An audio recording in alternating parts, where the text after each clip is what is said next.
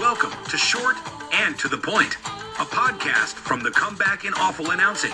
Here's your host, Jessica Kleinschmidt.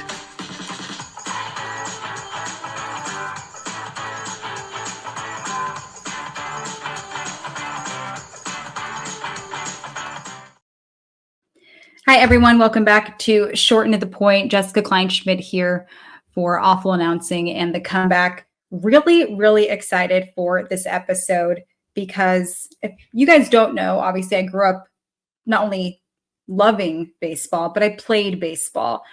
Yes, baseball, the actual sport of baseball. I did have to switch to softball for collegiate opportunities, which kind of seems weird considering I dropped out of college. But on that note, stay in school, kids, especially if your parents are paying for it. Don't ever leave. But I played baseball. I didn't know softball existed. To switch sports, not just to relearn how to hit, that was difficult. A new set of friends, all of it was traumatizing at the age of 11 or 12, my sophomore year of high school. As I got older, I heard the same story from girls my age and younger. And so this interview is very important. It's with Jean Fruth. She is the co-founder of Grassroots Baseball, also the director and producer of See Her, Be Her, which is a documentary about women and girls playing baseball and how it stretches globally. It's not just in the US. You see people from different cultures coming together and having the one commonality, and that's baseball. And knowing that you can see other women pursuing these baseball careers, you know, not just me, who is a broadcaster and a reporter, but actual baseball players, and Veronica Alvarez, who's with the A's organization as a coach.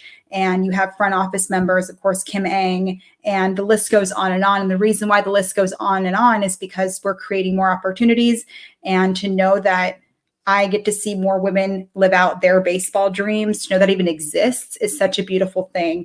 And Jean is from San Francisco Bay Area. I see her on the field all the time. She's a photog, a phenomenal one at that. And to see her interact with the players and the coaches, they have such a good love and respect for her. And I always did, but I love her even more now. And if you want to watch the documentary, it'll air during the World Series 2 and 3 games. Obviously, you don't have the exact date yet because baseball's weird and you know how it goes. But here's my chat with Jean. Well, Jean, obviously, I'm very excited. Before we even pressed record, I'm not only giddy, but I'm honored for you to be here because as a girl growing up playing baseball, I didn't know anything else existed. And that feels like that's the theme of See Her, Be Her. So before we dive into all the nuts and bolts, tell me about this documentary and why it's important to you. Well, the documentary is about 7 women baseball players, right? These women, they're all around the world. We shot the 3 continents, and Cuba, South Korea, Japan, the United States, Canada, and Puerto Rico. And these women, they exemplify courage and they exemplify determination. And one country that I left out, believe it or not, Jessica, is Uganda. Mm-hmm. And there are sheroes, and they want to win. You know, they come from very different places, different backgrounds, but they are at the top of their game. They play baseball at the highest level. And people don't even know that 25 countries have national teams. Mm-hmm. And these women, they want to win. They are competitive. They want to win for themselves. They want to win for their countries. But most important is they want to win for women's baseball. Mm-hmm. And they really are the generation that's helping the next generation trailblaze for the future of female athletes and specifically female baseball players. And you know yourself growing up as a baseball player, mm-hmm. what you went through. And all of these women had that same adversity to get to where they are today. And you mentioned Uganda, and in the trailer, there's a girl from Uganda saying, I now that I see other people doing that, other women doing that, I feel like I can do that. And they just have this legitimate, authentic smile on their face. And that's because we have to see other women doing it. And luckily we work in a sport that is inviting more women like Kim Ang, and the list goes on. And it's not just, sports reporters, not that it should stop there, but to know that there are other women representing helps that road. So what was it like kind of hearing that message with not just this girl from Uganda, but globally seeing that if they can do it, I can do it too? Yeah, it really is see her, be her. When you think about these girls growing up playing baseball, there was nobody like them. They were playing on boys teams, just like you were playing on boys teams. And when you see a girl playing on an all boys team, it's, oh, there's the girl. There's that girl playing. Oh, you do know there's a girl on that team. Oh, look, she's pitching. The girl's pitching. And she's scrutinized. And it's a very difficult situation for her. But when you see girls playing with other girls, women playing with other women, now they're athletes. Now they can look to the left and right of them and see somebody just like them. And that's what's needed. That's the see her, be her. So the girls in the little girls in the stands, whether we're at the Oakland A's and they say you, and they say, oh, wow, I could be a reporter for a Major League Baseball team. I could be a photographer. I could be a baseball player. And you have to see it to be it. So when these women from the US went to Uganda and introduced baseball, which was quite a few years ago, and now it's growing, there's 8 regions. Now these women have seen it and they know they can be it. And I do believe that Uganda will have a national team because they've seen it. Yeah, that's amazing. And you mentioned the adversity, and there was a clip in the trailer where Kelsey Whitmore was holding up her phone and talking about there's just extra steps that women have to go through in order to prove themselves in every aspect these days. It's not just sports. So when it comes to the adversity of it, that kind of helps knowing that there are other women going through it too. Because you mentioned it was like, oh, there's a girl on the team. I made them announce my name is Jessie, so they didn't know that there was a girl on the team because I hated the attention. So when it comes to that, what stories have you heard, and does it fuel the fire? Does it take a step back? Is there a balance there? Well, the women that are in this film, they all, like I said, they all came from very different places, different backgrounds, different stories. But what they had to face, what they had to do, the adversity they faced, the sacrifices they made to play at this high level is very similar. And so they did let it fuel them. They used it for fuel. But, hopefully we don't want to have to go through that to play baseball, right? We don't want the next generation. They don't want the next generation. But what they've done and to trailblaze, sure. I mean, the social media is brutal. Even at a young level, you think about it, they're young and they hear these things from the stands. They hear parents, and you hear it from the field. They don't quite understand at that point what was happening. Only later when they look back on it as young adults, they say, wow, why did I have to go through that to play baseball? And the great news is that it is changing, and we have made progress, tremendous progress. Look at what Baseball for All is doing. Look at all the girls, all girls program. Look what MLB is doing with their development programs. And, look at all the other countries, right? This is not about the US. This is an international, like I said, 25 countries. Look what Canada's doing and how big women's baseball is there. Japan, South Korea. So progress is being made. And the idea with the film is to shine a light, is to give visibility, because with visibility, then comes more opportunities. And the film itself, you had 500 hours of footage. You're a photog yourself. So to be able to do the creative aspect, but also understand that there's a message there, where's the balance of that? And was it difficult to find the stuff to actually put in the documentary with all those hours of footage? Editing is very difficult. As a still photographer, there's also a companion book with the project, and it seems so easy to make the book compared to the film. The book's book's a piece of cake now, but editing is the hardest part. It's like, what's left out. But first and foremost, it's the story, right? The Grassroots Baseball's mission is to give more opportunities to girls and women in the game. So the storyline and the mission is always first and foremost. So everything that you're editing, every bit of the film, you have to be moving the message forward. And that's why being on the MLB Network, right, during the World Series, between games 2 and 3, well, that's super important, right? Because the people who are watching, that audience, can give these girls and women more more opportunities, and I believe they will. I believe they're already thinking about it. There's things in the works. It's going to happen. So we're seeing more opportunities, and I do believe the future is bright for women and girls. So just shine the light on these sheroes. Just look what's happening in other sports. So our timing is very good. We're very lucky with our timing. When you look at women's basketball and what's happened in the last few years, women's soccer, and now we have a professional women's hockey team. Pretty cool.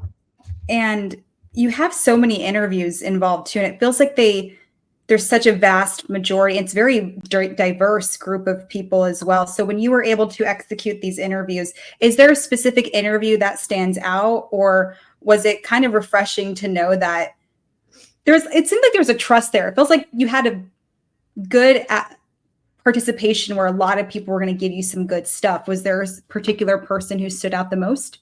Yeah, I mean, interviewing the sheroes and the women themselves, hearing their stories is really moving. And, obviously we spent a lot of time with them, not just one interview. So, you really get to know them, and now the friendships and the bonds, and they know what your mission is, especially as a woman in baseball. They completely get, and so everybody was on board to help.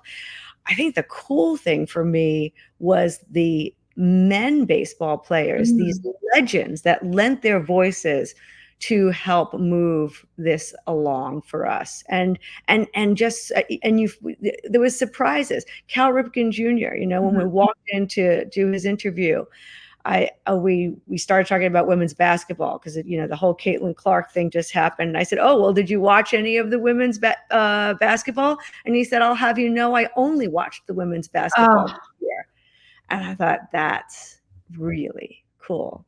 And I do believe that can happen for women's baseball. It's not a charity, and they're not looking for charity. It is going to be entertainment, and it's going to increase and add to this wonderful game, right? We want to grow it. We want to grow the fans. We want to grow the fan base. We want to grow it around the world. Look, we have games in London and games in all different places now.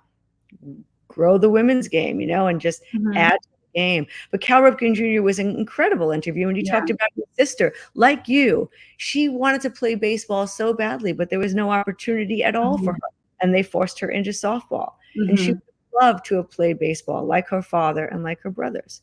And Ichiro Suzuki's interview blew me away, like what he's doing for the women's game in Japan. And we need those legends on our side. Jimmy Rollins, Fergie Jenkins. I mean, incredible legends of the game saying, hey, the women's game is important. Let's grow it. Yeah. And they're old school too, but not to a point where they're not going to be progressive. And, I was born in a Baltimore household. We loved us some Orioles and Cal Ripken Jr. So to see his face, knowing he participated was great.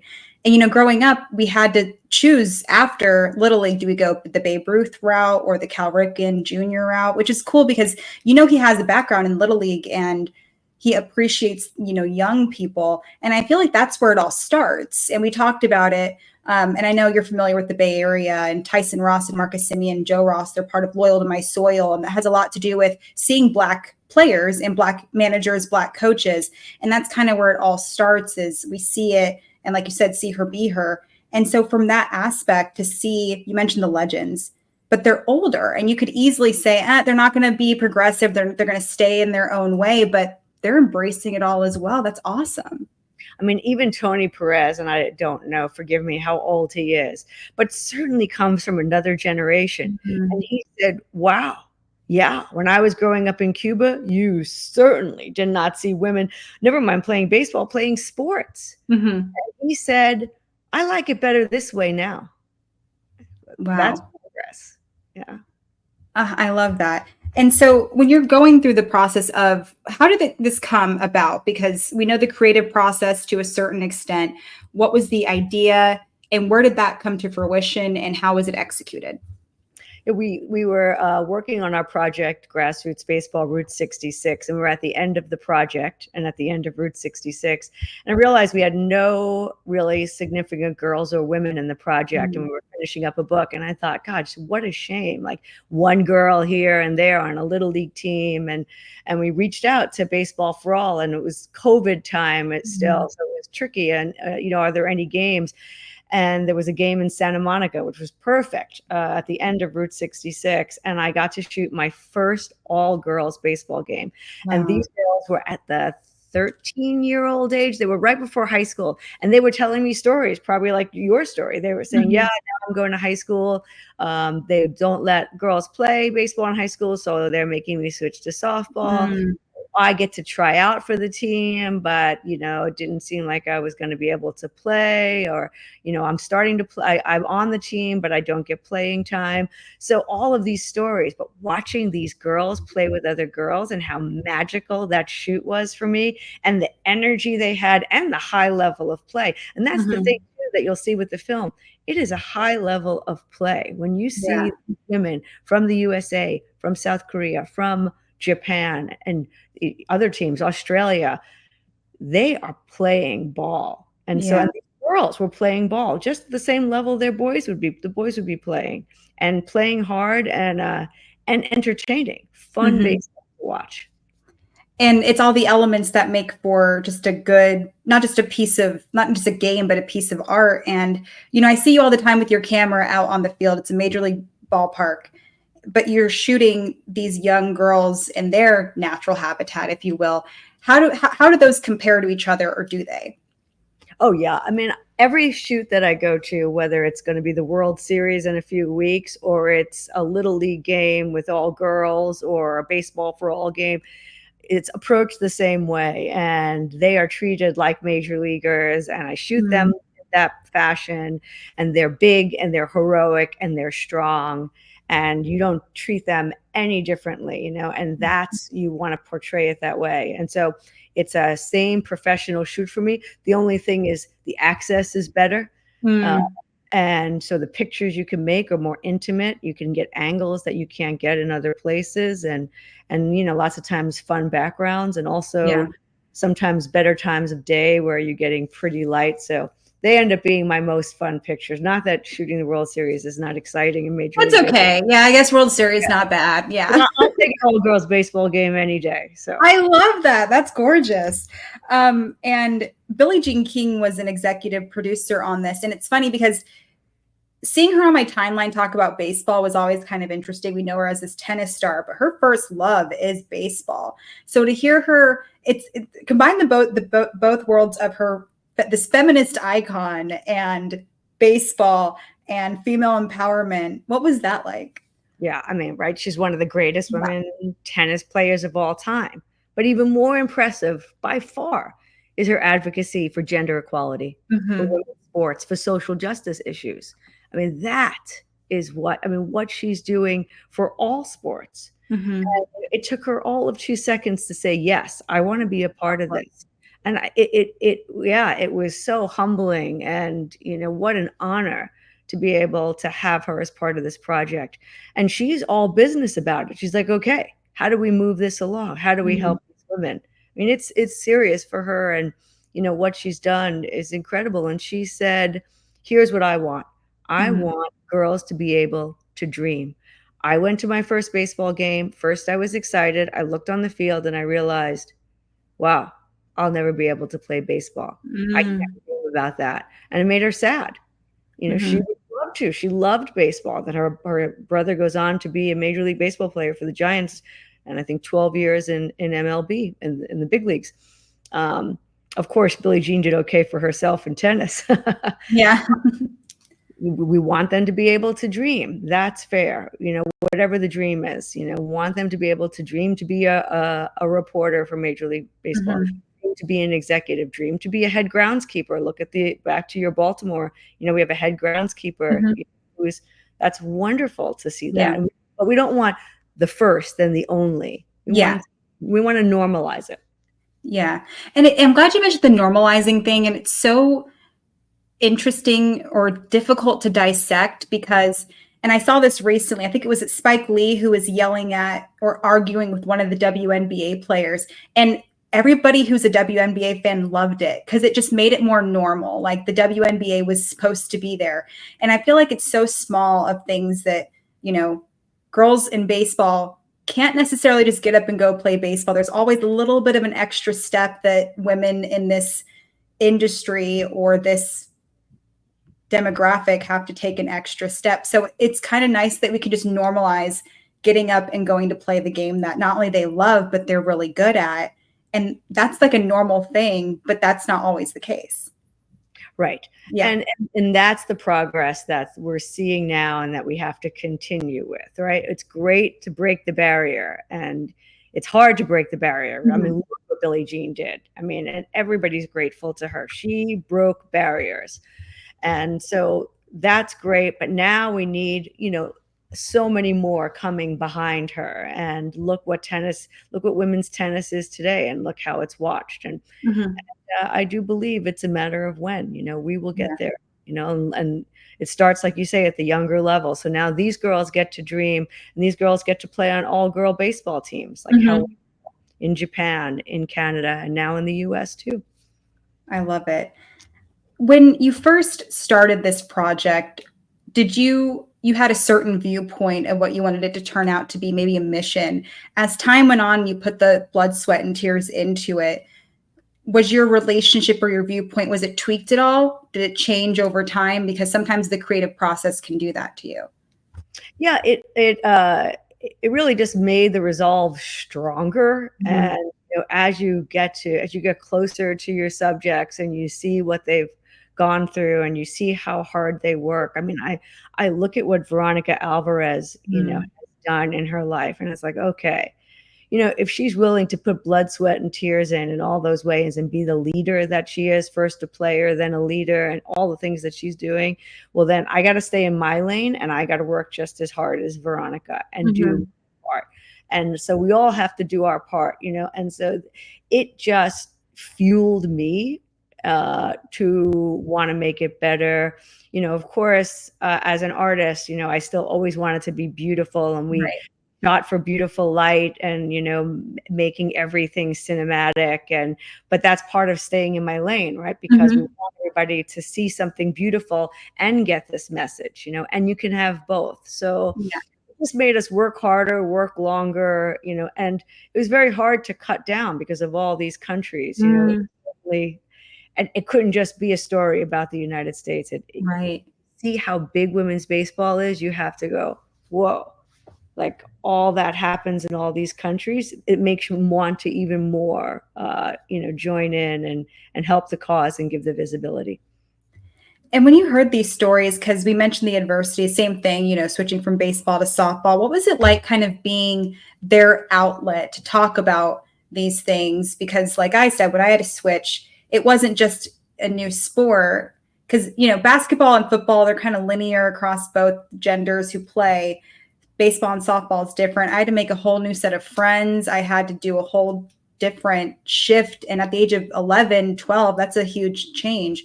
So when they approached you and talked to you about these things, what was it like kind of being an outlet for them?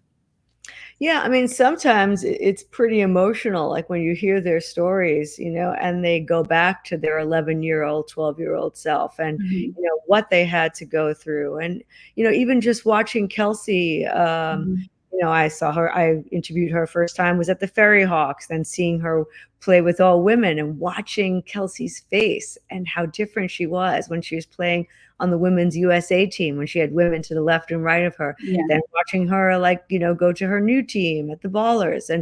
But I see the difference in Kelsey when she's in that dugout with men. Like, she is strong as heck, but I mean, look what she's done, but you also know, what she's gone through. And yeah, she's never going to give up. That's not Kelsey. But you feel for them. You get emotionally attached. You want to work hard for them, and it's hard. Some of the stories are very hard. Some of the stories are very personal.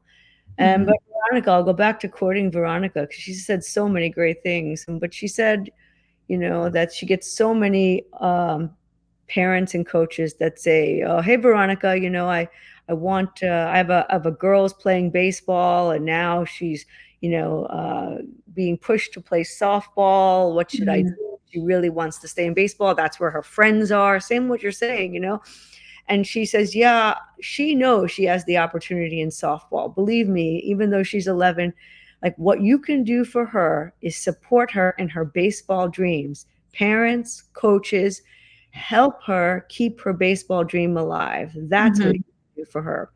And I love that. And Yeah. yeah. And imagine being able to have a big enough presence and be inspirational where parents are trusting you, not to necessarily make the decision for them, but to reach out and trust enough that they can give you some sort of kind of support in that of itself, because that's a big decision to make too. And Veronica gets to be on the other end of that. That's awesome. Yeah, it really is, and when you have, and we see both, we've seen women who, when they were girls, did not have the parental support, and then the ones that did. And of course, the ones that did, it made it so much easier for them, because it's already so hard to be in the outside world with all this adversity coming at you. But if you're getting it from the inside too, yeah, it makes you tough. But boy, it's tough when you have that, and it comes from even just different cultures. Our Shiro from Cuba, her father started off by saying, no, you will not play baseball. That is for boys. But he came around. So lucky for her. But she, that was hard for her as a little girl, like fighting back, wanting to play. Eventually, her father found a bat for her. Oh, I have love for you. So the love for the daughter came through, and that's evolution and it's progress. So that's beautiful too. Was that kind of the case in different cultures too? Was the male figure in their life was a little unsure about it? Oh, certainly. Yeah. You have maybe a mom that supports, but a dad that doesn't, or vice versa, that's, and sometimes, maybe it's considered, even sports in general. I mean, we were in South Korea, and our Shiro there, luckily, very supportive parents, but the grandmother, the generation removed, said, can't you do something more feminine? And that's okay too, because she had the strength of her parents, and she knew, and she could put her arm around her grandma and say, it's going to be okay. So it made her stronger, and she'd faced so much adversity. But these women are also they can't play their sport full time, right? They have to have jobs. So, could you imagine what they could be? And it goes back to what Ichiro said. Let's not talk about where they're at now as players. Let's talk about what they can be if we give them a platform. Very interesting. Amazing. And it's funny you mentioned the feminine thing, because when I played baseball, I was scared to be a girl because I didn't think you're really allowed to be. I know Jenny Finch played softball, but I remember she talked about something along the lines of putting perfume on before she went out into the pitcher's circle. I remember thinking okay, then I'm going to go out and put eyeliner and mascara on today. Screw it. I just remember that little nuance thing. Jenny's giving me permission to be girly. Let's go. This is amazing. Yeah. And it's cool to see that. I mean, I'm not bashing on that person's, grandma or anything like that, but it's interesting that was a thought that even came in my head. I guess I can't be girly now because I'm choosing this baseball route. Yeah, it's so true, and the cultures make it interesting. In Libya interview, something that didn't make it into the film that you made me think about, but she brought up makeup. She said, we're women. Where is that? She goes, I wear lipstick. I wear makeup. I do my hair. She's like, and I play baseball. Yeah, I love that. Oh, that made me so I'm going to cry. That's amazing. Yeah, now I got to find that clip and send it to you. Please do. That warmed my heart. And this is going to be debuting during the World Series, and that's not a small thing at all. And knowing, especially the way that these playoffs are happening, there's going to be a lot of eyes on. So knowing that you're going to be in front of a lot of people who perhaps they're naive, and maybe that's a terrible word, but maybe they're unsure about this whole women in baseball thing. You don't have to force a message down their throat, but what ultimately would you like for them to take away from this documentary?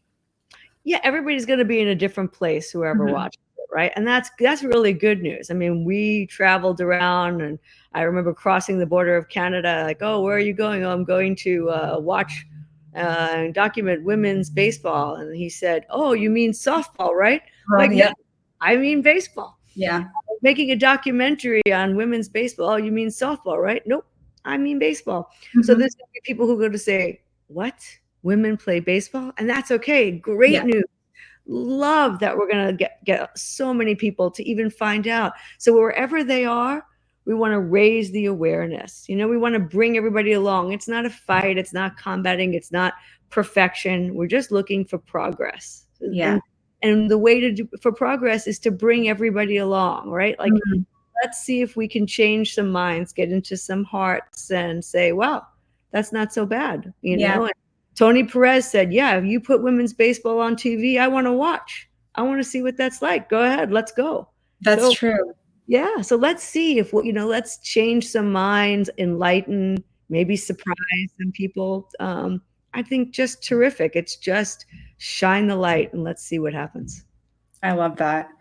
I want to talk about your photog background, and you mentioned this book, but you said something before we recorded, which I loved. You said shooting at the Coliseum made you a certain type of photographer.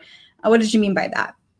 Yeah, I mean, having my start for professional sports at the Coliseum, it was so different than any other major league stadium. And you know this because you lived there and you really understand. But there's no railing in front of the dugouts. Everything is, you know, much more relaxed atmosphere than any other. The players, you know, they start their careers there. They go off somewhere else. Sometimes they end their careers there. But we get them young, and we get, you know, players who are just open and more collaborative and just, you know, more people, you know, like they're just starting. And even the visiting teams, when that dugout and that loose feeling, you know, documenting them there, it's just very different than anywhere else. So it made me a different photographer because it taught me to connect with people quickly. The most exciting pictures for me were before the game started. And shooting the wide angle. People think of sports photographers with long lenses, and I love long lenses too, and I love shooting action, no doubt. But a wide angle, really connecting with players and having fun with them and making pictures that you can't make anywhere else. And it's almost in some ways like a portrait session, right? But more, you know, just loose and documenting and making pictures we, you know, never make anywhere else. So I really am thankful for those years because it helped me make this film, because connecting with people, and you're used to it because you do interviews all the time. But for me, it was a woman in baseball interviewing women in baseball. So doing all the interviews and having that connection really helped with me learning something new and doing something new. I want people to walk this picture with me. Jean's on the field and people are so drawn to you and Z. And you mentioned the connection. There's something about the photographer that brings out a true authentic side to the subjects. And I mean, the players, the coaches, what have you. Opposing managers will walk over and hug you and Z, and it's good to see you guys. And why do you think that there's something so special about that relationship between, we'll call them the subjects in this case, and the photographer, especially in sports? Yeah, I mean, the connection is key, right? If you could make connection, and it really is being more intimate, closer, and connecting with your subject, and you have to do it quickly. There's a game about to start. So of course it takes time. There's, you know, Z's been in, you know, with the A's for so long, so it doesn't happen overnight. But, you know, I was very lucky to be mentored by Z because I was by his side at the very beginning. So I got those introductions made to me. And then there's a trust that happens. They see your pictures. They see you around. The Latino guys, they see me there, and then they see me in their countries after baseball's not over for me. So then I'm in Mexico, Dominican Republic, Cuba, Venezuela, right, Puerto Rico, all the, you know, different, not Venezuela, I haven't been to Venezuela, but the Venezuela players, when they play in the Caribbean series, I see them there. I'd love to go to Venezuela. But see, you know, and those connections and having that trust, and I'd say it's a trust. It's the same with you on the field. You can get those interviews because they trust you. Yes, hey, you're busy, but they'll come over and give you that interview because they know you, they trust you, and they know you're going to represent them in the right way, and they know you know the game. Yeah, it definitely takes some time, and you're right. Last thing before I let you go, being able to travel and shoot and do all this stuff with baseball, beyond just the theme of baseball, what's like a unique theme that all the countries have when it comes to this sport, do you think?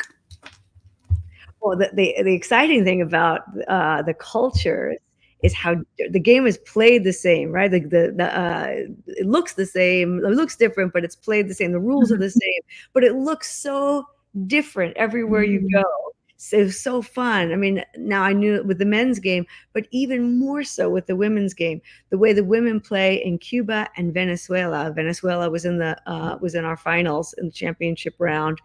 And the way they celebrate, the Latino way of celebrating, and the way they play. The Japanese, the way they play small ball and how they bunt and get around the bases, you know, just the way the men do. And the women, the way the USA women play, you know, and how, you know, they're hitting 3-run homers and they're playing for power. It's just terrific. That's what makes it so interesting, is geography, topography, the difference in play, the style, and the culture. It makes it so fun, you know, and so in the women's game has that.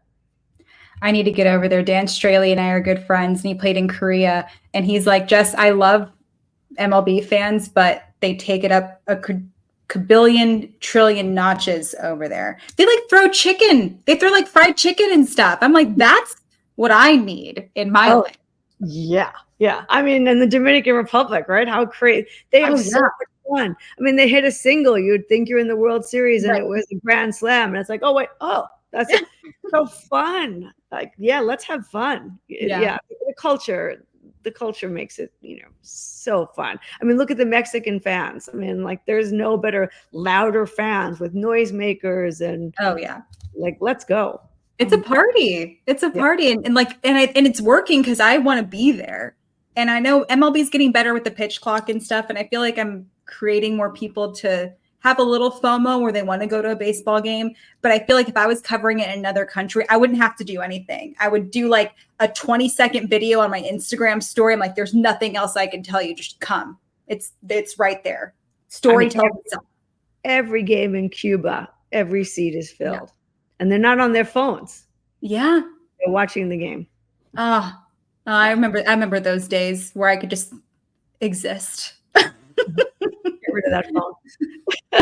Jean, this was amazing. Thanks so much for your time. I appreciate it. It means so much to me that it's you doing this, Jessica, with your background in baseball and where you started, and you're amazing. So thank you. Thank you for everything you've done in the game. Really. I appreciate that. Thank you. You are too. You're the best. That was Jean Fruth. It's cool to like live out not just my childhood, but knowing that other girls are still going through the same thing. It's comforting. It sucks, but I think we're on our path to create more of acceptance, and knowing that there are leagues out there for women in baseball is amazing, because it feels like all the hard work that we've put in together collectively as women and girls, and however you identify, is a beautiful thing. You can See Her, Be Her, the documentary on TV or MLB Network between the World Series games 2 and 3. The trailer's up, seeherbeher.com. Check out everything on grassroots baseball. Jean Fruth was amazing. Thank you so much to her for stopping by. And thank you for listening to Short and to the Point here on Awful Announcing and The Comeback. And we'll see you next time. Want even more short and to the point? Follow Jessica at Kleinschmidt JD and head over to thecomeback.com and awfulannouncing.com.